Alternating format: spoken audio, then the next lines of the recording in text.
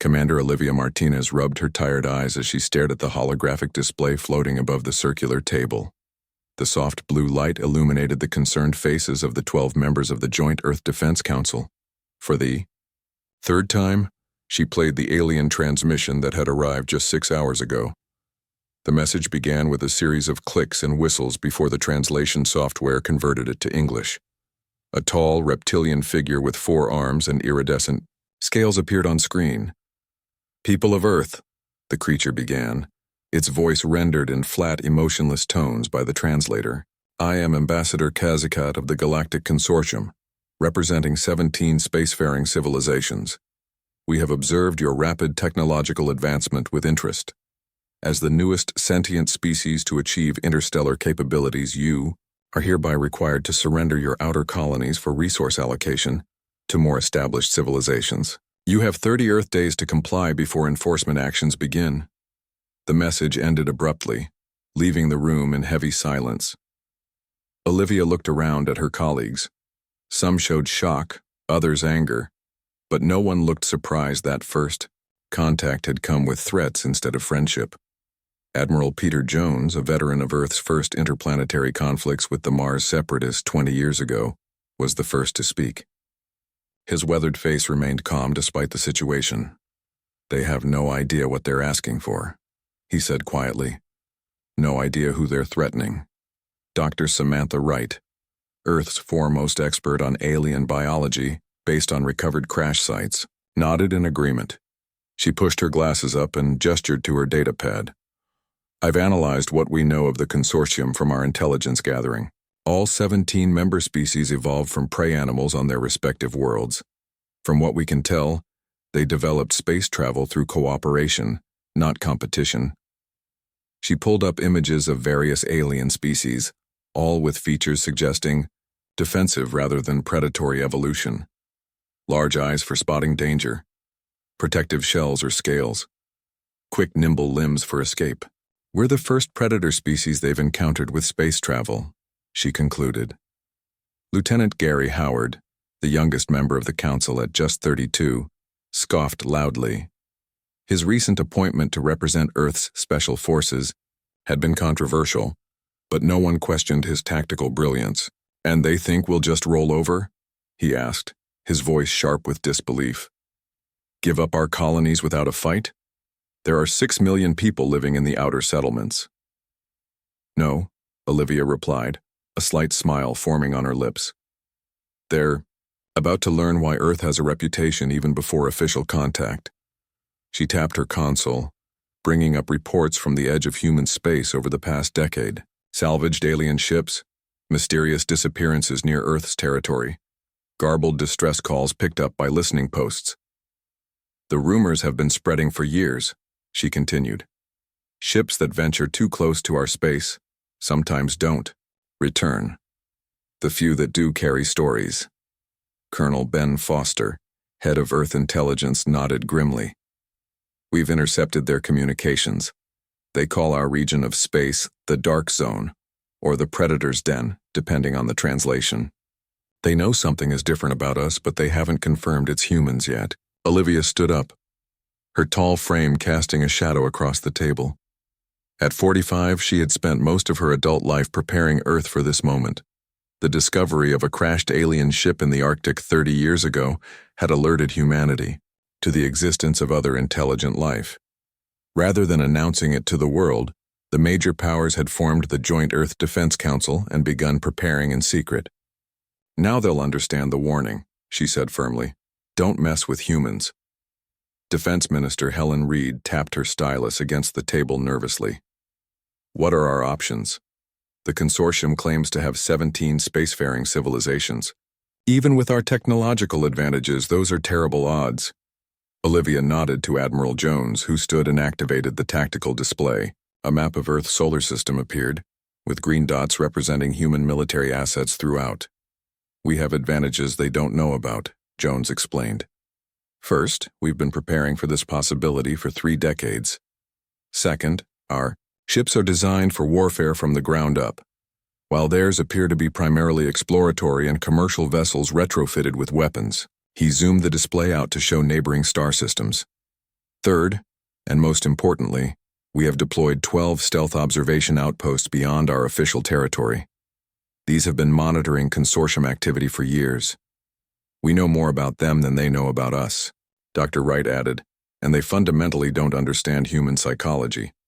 Their species evolved to flee from danger, to compromise, to give up territory rather than fight. Humans evolved as pursuit predators. We don't give up. We don't back. Down we keep coming. Olivia considered their options carefully. The consortium's ultimatum left little room for peaceful resolution, but she wasn't ready to commit to full-scale war. We need to show them what they're dealing with, she said finally. A demonstration of our capabilities without revealing everything. Something to make them reconsider. Lieutenant Howard grinned. My teams can infiltrate one of their outposts. In and out, no casualties, just leave evidence we were there. Too subtle, Jones countered. We need something they can't ignore but won't force them to retaliate immediately out of pride. Olivia thought for a moment, then nodded decisively. We'll send a small fleet to their nearest border station. Just 5 ships. Enough to show we're serious, not enough to appear as a full invasion force. We'll demonstrate one of our singularity, weapons at reduced power. Not aimed at them, just close enough to make the point. She looked around the table, meeting each council member's eyes. If they're as rational as Dr. Wright believes, they'll want to negotiate rather than fight a species they don't understand. Minister Reed looked concerned. And if they don't back down? Then we show them why throughout human history even humans feared other humans, Olivia replied grimly. Why our own legends are filled with monsters that look just like us. She closed the alien transmission file and opened a secure channel to Earth's hidden fleets. Send orders to Captain John Miller on the EDF Intrepid. Task Force Sigma is to proceed to Consortium Border Station 12. Rules of engagement. Demonstration only. Avoid casualties if possible. But the message must be clear. The council members filed out to begin preparations, leaving Olivia alone with Admiral Jones.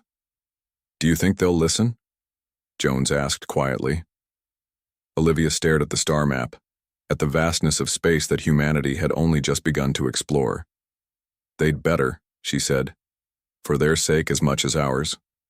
Because if there's one thing humans have mastered over thousands of years, it's winning wars, no matter the cost. Captain John Miller stood on the bridge of the EDF Intrepid, his back straight and his expression calm despite the tension in the air. Through the main viewport, he could see the consortium border station growing larger against the backdrop of stars. It was an odd structure, like a giant metallic snowflake with 6 extending arms, each housing different sections of the facility. Distance to target? Miller asked, his voice steady. Navigation Officer Ryan Blake checked his displays.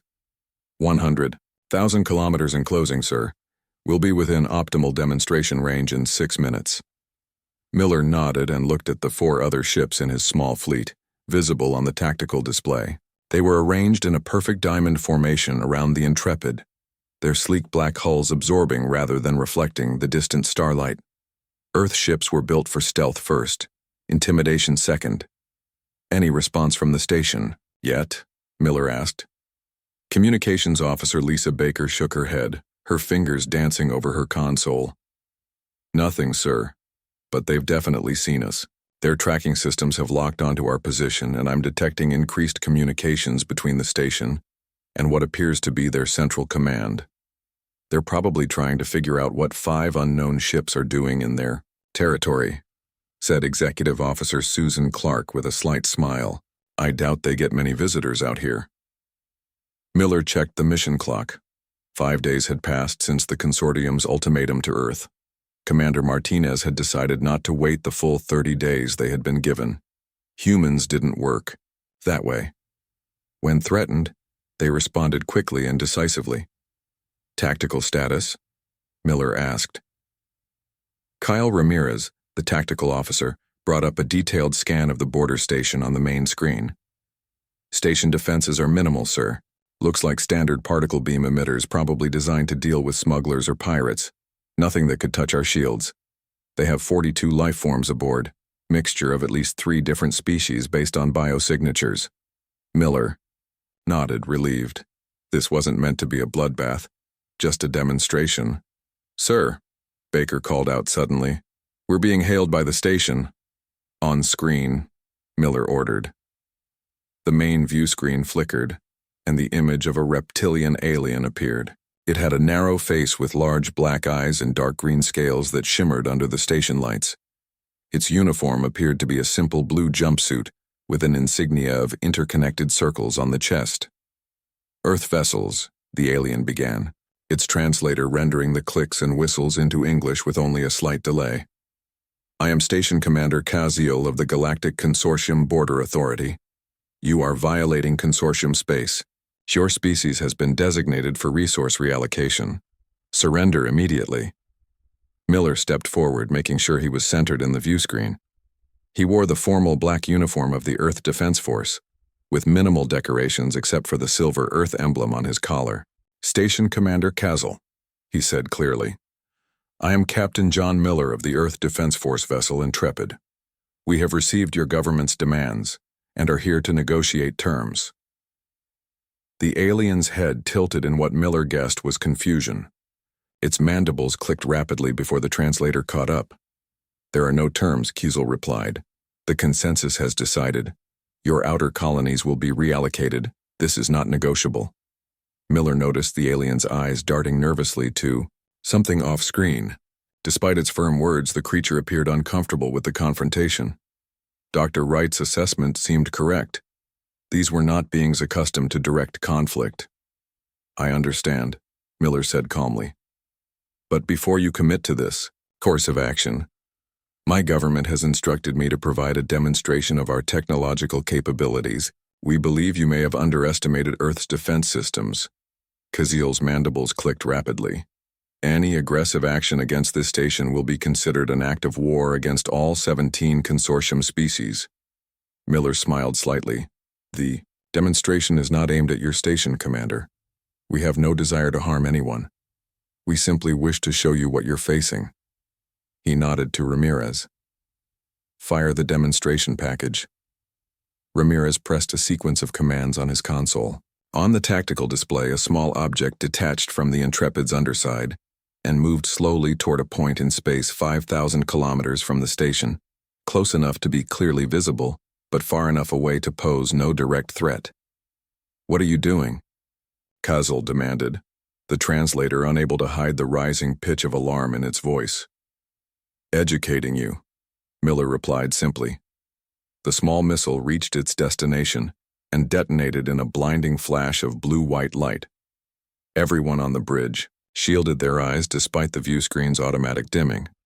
When the initial flash faded, a swirling dark sphere about 50 meters in diameter pulsed where empty space had been moments before. Around it, stars appeared to bend and distort, as light itself was warped by the artificial singularity.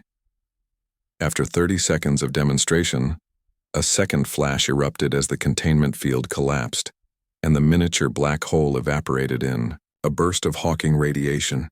Then there was only empty space again, as if nothing had happened. The silence on the consortium station's end of the communication was profound. Kaziel stared with wide eyes, mandibles completely still. "That was a warning," Miller said calmly. "A 10th scale weapon. We have hundreds at full capacity aboard each of our defense fleets. The full-scale version creates a temporary singularity, with a gravitational pull strong enough to tear apart anything within 5,000 kilometers. He leaned forward slightly.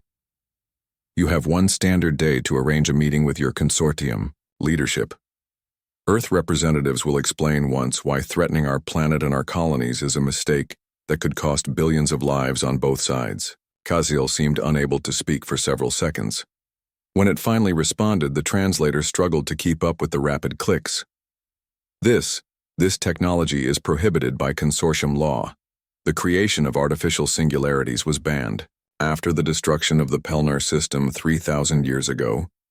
"We didn't sign your laws," Miller replied evenly. "We didn't even know you existed until recently.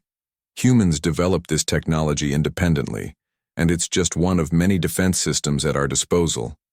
He straightened his uniform. "One day, Commander Kaziel, inform your leadership. We will await their response." With a gesture to Baker, Miller cut the transmission. He turned to Clark, his executive officer. Begin battle drills immediately. I want all personnel at combat readiness. If they don't understand words, they'll understand actions. Clark nodded and began issuing orders throughout the ship. Miller returned to his command chair and looked out at the station, still visible through the viewport. Do you think they'll listen, sir? Ramirez asked quietly.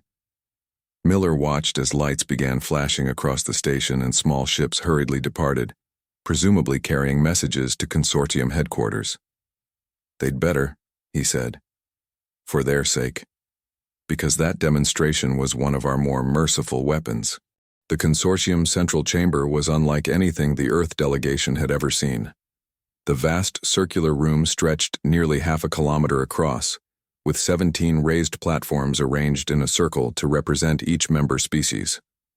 Above them, a transparent dome revealed the rings of a gas giant planet and 3 moons that orbited the consortium headquarters. Commander Olivia Martinez stood tall in her formal Earth defense uniform, flanked by Admiral Peter Jones and Ambassador Eric Williams. They were positioned in the center of the chamber on a hastily constructed platform, as no permanent place for Earth had been established. The message was clear. They were outsiders, not members. Grand Arbiter Vrelak, a tall being with 6 limbs and a body covered in shimmering blue fur, presided over the emergency session. Unlike most consortium species, Vrelak's kind had evolved from omnivores rather than pure prey animals, making them slightly more willing to engage with the dangerous humans. This emergency council is now in session, Vrelak announced. Its translator converting the musical tones into English for the human delegation. We are here to address the demonstration of prohibited weapons technology by the species known as humans and their rejection of lawful resource allocation directives. Ambassador Williams, a career diplomat with silver hair and calm blue eyes, stepped forward. Though 70 years old, he stood straight and projected confidence. Thank you for agreeing to this meeting, Williams began. We come seeking understanding, not conflict. However, we must first correct a misunderstanding. Earth and its colonies are not subject to your directives because we are not members of your consortium. We cannot violate laws we never agreed to follow. Murmurs and clicks spread through the chamber as various alien representatives communicated with each other. Vrelak raised 2 of its 6 limbs for silence. You must understand, Vrelak said. Resource allocation is the foundation of peace in our galaxy. All species contribute, all species benefit. This system has prevented wars over resources for 15,000 years. Williams nodded respectfully. A noble achievement. But imposed resource allocation is not the same as voluntary contribution. Earth is willing to trade, to cooperate, and to share, but not under threat. A representative from the Zorian species, with its reptilian features similar to Commander Kezel from the border station, rose from its platform. Your demonstration of singularity weapons shows humans are too dangerous to be trusted with advanced technology, the Zorian said. Such weapons were banned after they destroyed an entire star system. No peaceful species would develop such things. Martinez stepped forward, her expression firm but not hostile. Let me tell you about humanity's history, she said. It may help you understand why we developed these technologies and why threatening us is unwise. She activated a small device on her wrist. A holographic display appeared in the center of the chamber, showing images of Earth through various historical periods.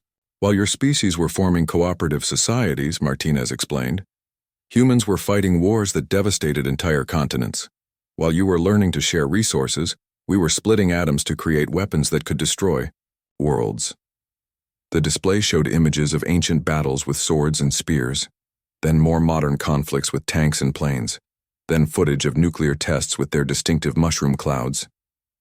Humanity, she continued as the aliens watched, in silence has nearly destroyed itself a dozen times. Each time we've emerged stronger, more resilient, and with more terrifying weapons. We don't want war, but we've become very, very good at it. Admiral Jones stepped forward next. The oldest of the Earth delegation at 75, his weathered face and calm demeanor commanded respect. Your database lacks information about Earth's special forces, Jones said, about our irregular warfare capabilities, about how humans fight when backed into a corner. He took control of the display, showing training exercises of Earth's elite military units. Soldiers moving through dense forests without making a sound. Underwater operations lasting days. Orbital drops from the edge of space. What you must understand is that humans evolved as pursuit predators, Jones explained. When ancient humans hunted, they didn't outfight their prey, they outlasted them. They would chase animals until they collapsed from exhaustion, sometimes tracking them for days without rest. The consortium representatives shifted uncomfortably as they watched the footage. For species evolved from prey animals, the concept was deeply disturbing. This persistence, Jones continued, this refusal to give up, is encoded in our biology and our culture. If you force a war with humanity, it will not end quickly. We will not surrender when things become difficult. We will adapt, improve, and continue. A small bird-like alien with brilliant red feathers spoke up from its platform. Your words sound like threats. Are you saying humans cannot coexist peacefully with other species? Ambassador Williams shook his head. The opposite. We're explaining why peace is strongly in everyone's interest. Humans can be the most loyal allies or the most implacable enemies. We prefer the former. Relax translator struggled to find equivalent concepts in the consortium language for many terms.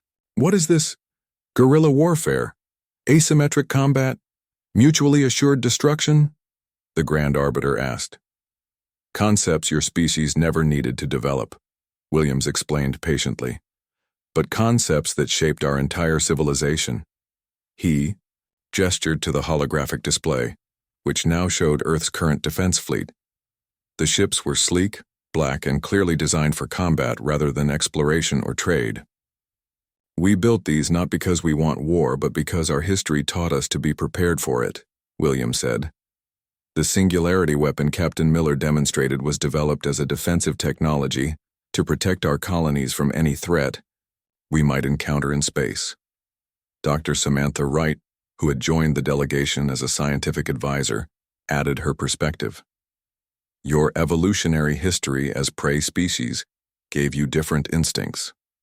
You avoid conflict, share resources, and cooperate naturally. These are admirable traits that humans have had to learn through bitter experience. She displayed comparative biology diagrams showing the difference between predator and prey species. But they also mean you don't understand what you're doing when you threaten a predator species, Wright continued.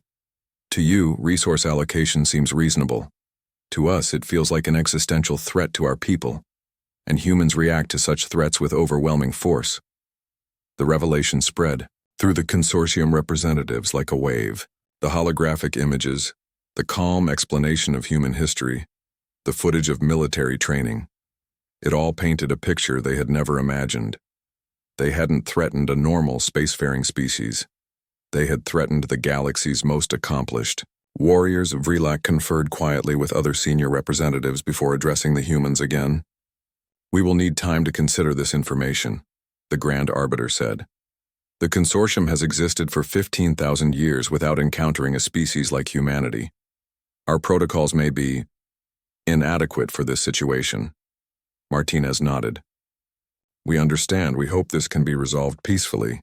But know this, Earth will defend its people wherever they may be. That is non-negotiable. As the session adjourned, Martinez turned to Williams and Jones. Do you think they understood? She asked quietly. Williams watched the alien representatives, filing out, many still casting nervous glances at the humans. They heard us, he replied. But some concepts are too foreign to grasp quickly. I fear they may need a more convincing demonstration. Jones nodded grimly. Then we'll be ready to provide one. 3 days after the meeting with the Consortium Council, Commander Martinez received their response. The aliens had not backed down. They still demanded Earth surrender its outer colonies, though they had extended the deadline by 60 days, as a gesture of goodwill. Martinez knew it was time for a more convincing demonstration. They think we're bluffing, she told the Earth Defense Council as they gathered in the secure meeting room. They believe we won't actually fight for our colonies. We need to show them exactly what humans are capable of without starting a full-scale war. Admiral Jones nodded in agreement. I suggest Operation Shadow Step, a precise, limited demonstration of our Special Forces capabilities. Lieutenant Howard pulled up details of the operation on the main display. We've identified the perfect target, a gas mining station in the Proxima sector, designated GMS-17. It's automated with minimal security, just a small contingent of guards, no civilian population. Dr. Wright studied the station schematics. What's the goal here? To show the consortium that humans fight differently than they expect, Martinez explained. They're used to fleet actions, direct confrontations. We'll show them something they've never seen before. Major Alan Phillips entered the room, his Special Forces uniform bearing no insignia or rank markers. At 35, he was one of Earth's most decorated covert operatives, though his name appeared in no public records. My team is ready, Phillips said simply. 12 operators, full stealth kit. We can infiltrate, complete the mission, and extract without detection until we want to be noticed. Martinez nodded. Your orders are clear. Infiltrate the station, disable all critical systems, plant our calling cards, and extract with 0 casualties. We want to show what we could have done, not what we did do. Phillips smiled slightly. Understood. Precise, surgical, and terrifying. 48 hours later, Phillips and his team of 11 special operators approached GMS-17 in a modified stealth shuttle.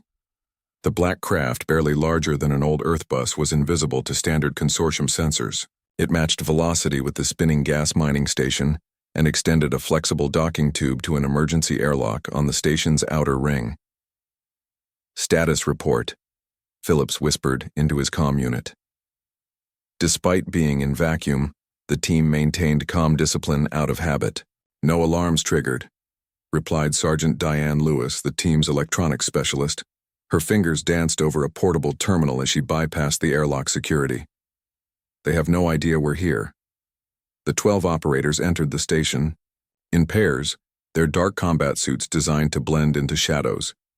Each suit contained advanced technology, active camouflage that adjusted to background colors, sound-dampening materials, and sensor-blocking mesh. They moved like ghosts through the station's maintenance tunnels. Security detail located, reported Corporal Jack Rivera from his position near the main control room. 20 guards total, rotating in shifts of 5. Currently 3 in the control room, 2 patrolling the outer ring. Avoid all contact, Phillips ordered. Plant the packages according to the mission plan. For the next 6 hours, the team systematically accessed every critical system in the station. They planted small devices on power junctions, computer nodes, and life support systems. Each device could remotely disable its target system without causing permanent damage. The team also accessed the central computer, downloading the station's complete database of consortium security protocols. When they reached the station's vault containing rare gases extracted from the planet below, Sergeant Lewis whistled softly. The value of this stuff would fund Earth's military for a year, she noted as she planted a device on the vault door controls. We could just take it. Phillips shook his head. That's not the message we're sending. We're not thieves or pirates. We're showing them we could have taken it but chose not to. As the team completed their mission, a guard unexpectedly entered a corridor where Corporal Rivera was working. The human froze, his suit's camouflage adjusting to match the metallic walls. The alien guard, a tall insect-like being with 4 arms and compound eyes, paused, sensing something amiss. Rivera remained perfectly still, controlling even his breathing as the guard moved closer, mandibles clicking softly. The alien was less than a meter away when its communicator buzzed. After a moment's hesitation, the guard answered the call and continued down the corridor, passing within centimeters of the hidden human.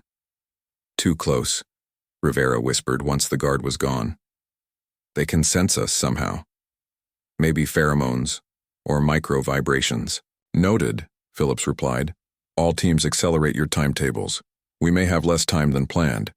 The team completed their tasks with increased urgency. As they prepared to extract, Phillips accessed the station's communication system and uploaded a special file. A message that would be broadcast to the consortium leadership once they activated their devices. Package delivery complete, Phillips reported as the team regrouped at the airlock. Ready for extraction.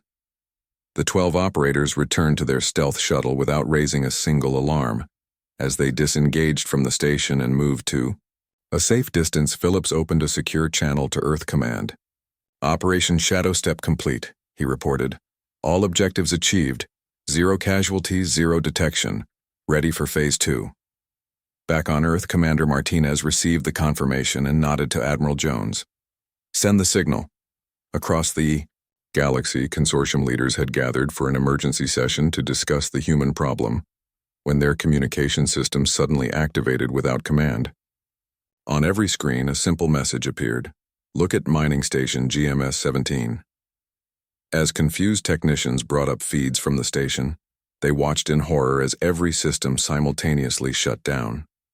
Emergency lights flickered on, revealing small Earth Defense Force flags planted at key positions throughout the facility. The security cameras, still functioning on backup power, showed guards rushing about in confusion, unable to understand how their station had been completely disabled without a single alarm being triggered. Then, on the main control room wall, large letters appeared projected by a device the human team had planted. We could have taken your people. We could have destroyed this facility. We could have stolen your resources. Instead, we chose to demonstrate our capabilities without bloodshed. Reconsider your demands regarding Earth's colonies. The message was signed simply, 12 humans. On the consortium homeworld, Grand Arbiter Vrelak received another transmission, this one directly to his private quarters. The message contained images taken inside the consortium's most secure military installation, showing human boot prints on the floor next to Vrelak's own sleeping chamber. The message attached was simple. We could have taken your leadership while you watched the diversion. Reconsider your position. Back aboard the stealth shuttle, Phillips and his team removed their combat suits and prepared for the return journey to Earth. Do you think they'll get the message this time? Lewis asked. Phillips nodded slowly. If they're as intelligent as we believe, yes. We just showed them something their military doctrine has no answer for. And if they don't understand? Rivera asked. Then next time, Phillips said quietly, we won't just leave footprints. The Galactic Consortium had existed for 15,000 years without encountering a species like humanity. Their emergency session lasted for days as reports flooded in from across consortium space. Human operatives had been detected in secure locations on 12 different worlds, always departing without violence once discovered, leaving only evidence that they had been there. Grand Arbiter Vrelak had not slept properly since finding the boot prints next to his sleeping chamber. The humans had somehow bypassed every security system in the most protected building in consortium space. They could have killed him, or taken him hostage, or done any number of terrible things. Instead, they had simply left proof they were there. They could have started a war, said Representative Zilk of the Norvan species, a small furry being with 6 eyes and a voice that squeaked when nervous. Why show restraint? Because they are making a point, Vrelak replied, his blue fur dull from stress. They proved they could strike anywhere at any time without detection, yet they chose not to harm anyone. The consortium council chamber was less crowded than usual. Many representatives had returned to their homeworlds, fearing for their safety. Those who remained sat closer together, instinctively seeking safety in numbers as their prey ancestors had done for millions of years. Security Director Hall, a tall reptilian with red scales and black eyes, presented the latest findings. We have analyzed the technology they left behind at the gas mining station. Their devices are unlike anything in our database. More concerning is how they disabled our systems without triggering alarms. And the footprints in your sleeping chamber? Asked Representative Torla of the bird-like Avari. Vrelak's ears flattened against his head. Our investigation suggests they were there for at least 20 minutes while I slept. They took nothing, damaged nothing. They simply wanted me to know they could reach me. Security Director Hall continued. We have also intercepted communications from several non-consortium species who previously showed aggression toward our borders. They have suddenly requested peace talks and trade agreements. Word has spread, Vrelax said quietly. The galaxy is learning about humans. After 5 days of debate, the consortium reached a decision. They would meet with Earth's representatives, again, but this time the tone would be very different. Commander Olivia Martinez, Ambassador Williams, and Admiral Jones returned to the consortium headquarters, this time with Dr. Wright and Major Phillips joining them. They noted immediately that security had been increased dramatically, with armed guards at every doorway. When they entered the council chamber, they found only 7 representatives present, including Grand Arbiter Vrelax. The massive room felt empty with so few aliens present. "We have studied your history more thoroughly," Vrelax began without formal introduction. "We did not understand what we were demanding when we ordered you to surrender your colonies." Ambassador Williams nodded, his expression neutral. "Misunderstandings between different species are common. That is why dialogue is so important." Vrelax gestured to a large display showing a star map of the galaxy. "For 15,000 years, the consortium has maintained peace through resource allocation. When new species joined, they contributed resources for the greater good. A noble system," Williams acknowledged, "but one based on the shared psychology of your member species. Humans evolved differently." "Yes," Vrelax said. "We have come to understand this. Your demonstrations have been educational." Martinez stepped forward. "Earth does not seek conflict. We seek partnership, but as equals, not subjects." "Security." Director Hall clicked his claws nervously. "Your special forces teams, how many planets did they infiltrate?" Major Phillips, standing at attention in his unmarked uniform, allowed himself a small smile. "That information is classified, but I can tell you it was more than you've discovered." The revelation caused murmurs among the consortium representatives. They had found evidence of human presence on 12 worlds, including their most secure facilities. The implication that there were more undetected incursions was deeply unsettling. "What do humans want?" Vrelax asked directly. "If not conflict, if not domination, what do you seek in the galaxy?" Ambassador Williams stepped forward. "The same things most intelligent species want: security for our people, the freedom to explore and expand at our own pace, trade and cultural exchange with other civilizations, and recognition of our sovereignty." "You mentioned trade," said Representative Torla. "What would humans offer in exchange for peace?" "Technology, certainly," Williams replied. "Medical advances, engineering innovations, but perhaps more valuable would be our protection." Vrelax's ears perked up. "Protection?" Admiral Jones nodded. "Our intelligence suggests the consortium faces threats from beyond your borders, species even more aggressive than humans, but less constrained by moral considerations." Dr. Wright added, "Humans have a long history of fighting to protect others, not just ourselves. It's part of our complex social structure. We form strong alliances and defend them fiercely." Over the next 3 weeks, a new treaty formed between Earth and the consortium. It created a special status for humanity within the consortium structure. Not subjects required to surrender resources, but partners who would help defend consortium space in exchange for recognition of human sovereignty and trade rights. Martinez prepared to return to Earth with the signed treaty. Dr. Wright approached her with a data pad showing new reports from across the galaxy. "Look at this," she said, showing information about previously aggressive non-consortium species suddenly becoming more diplomatic. "Word has spread about what happened." Martinez smiled. "Good. The galaxy finally understands the warning." Admiral Jones joined them, looking at the star map with newly marked safe trade routes that human ships would patrol. "Funny how things work out," he said. "They tried to subjugate the most warlike species in known space. And instead," Martinez finished, "they gained the most dedicated protectors they could have hoped for." 6 months later, a Zorian trade ship came under attack from pirates near the edge of consortium space. The captain had resigned himself to capture or death when 3 black ships appeared seemingly from nowhere. The human vessels disabled the pirate ships with precision strikes, rescued the Zorian crew, and escorted them safely to their destination. Ordan. The grateful Zorian captain thanked his human rescuers. The Earth commander simply smiled and said, "Just doing our job. The galaxy is safer when we work together."